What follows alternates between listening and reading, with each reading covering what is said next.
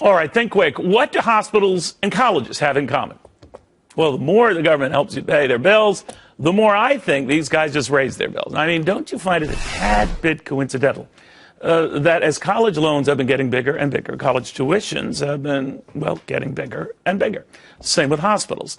The Wall Street Journal reporting that many have been jacking up their prices as Medicare has been overpaying for their services. In the case of New Jersey's Christ Hospital, the Journal reports nearly $3 million in special payments for treating the sickest Medicare patients back in 2013. That's because Medicare allows hospitals to collect for some patients with complicated conditions, i.e., more costly conditions. That's fine.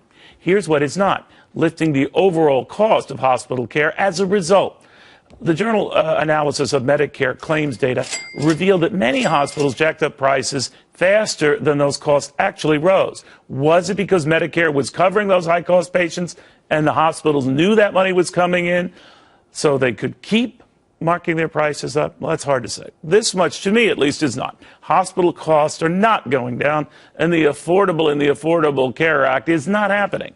Perhaps health officials sort all this out and these costs do come down. But looking at constantly escalating college costs, you do have to begin to wonder, if the government keeps helping, help me figure out how these institutions that benefit stop hiking.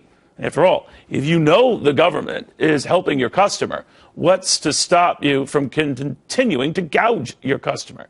That's the thing about manna from heaven. It's more manna for hell. I'm telling you, it's a gravy train that has got to stop. That's just my spiel. From the right, Mark Serrano, who says, I'm brilliant and right. And Steve Sigmund from the left, who says, I'm clueless and wrong. We're not going to be hearing from Steve. All right, Steve, first, where am I wrong?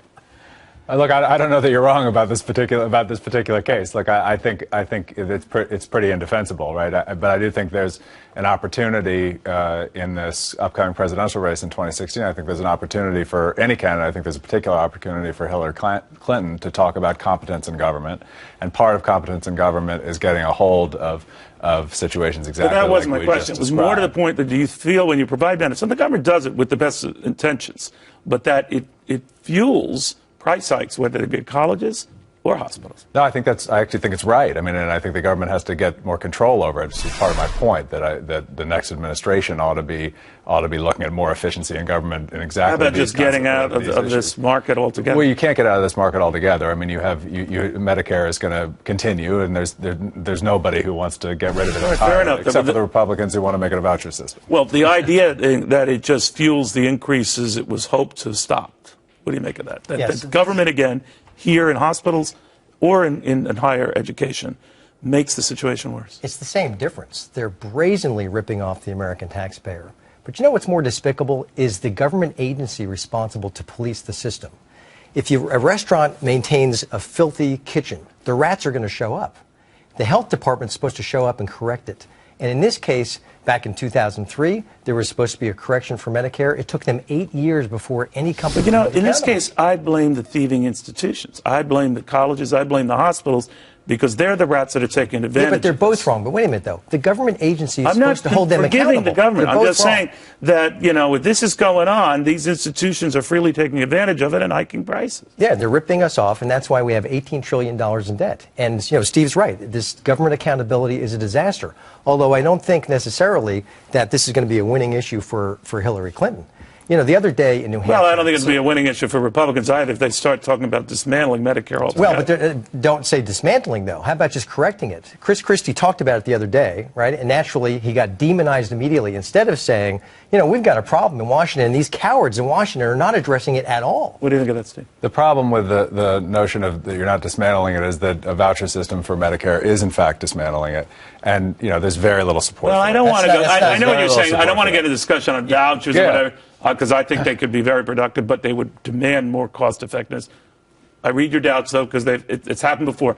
Do you think that the government, with the best of intentions, either when it comes to our health care or when it comes to education, makes things a bigger mess? I think there are definitely times when government makes things a bigger mess. I think there are times when the private sector makes things a bigger mess. I mean, the cost controls in healthcare have in fact worked under the Affordable Care Act.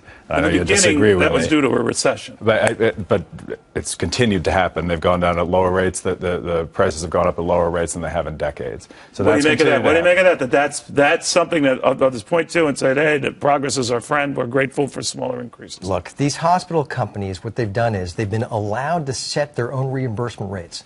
The government takes 2 years to figure out whether they were right. So naturally, they're ripping us off because they're allowed to rip us off. So would you stop student loans? Would you stop Medicare? Well, the hospitals are worse than the universities in this case. I think they're worse. No, I think they're both thieving. They're both thieving, but they're worse. And you know, by the way, we have to reform this system, and you can't do it lightly. Yeah, I don't think anybody disagrees with that. I mean, my point about the 2016 election is that competence in government, I think, will be very much a winning message and winning issue. It's going to be a tough sell for a lot of people who are very jaded on government. I agree But it's with like you, with and that's what I immigration, think you have to secure the border first. You have to hold these companies accountable first to start off with. I don't know where we got to the border, but I understand where you're parallel coming. there. Guys, I want to thank you both very much. We'll see all of these presidential wannabes.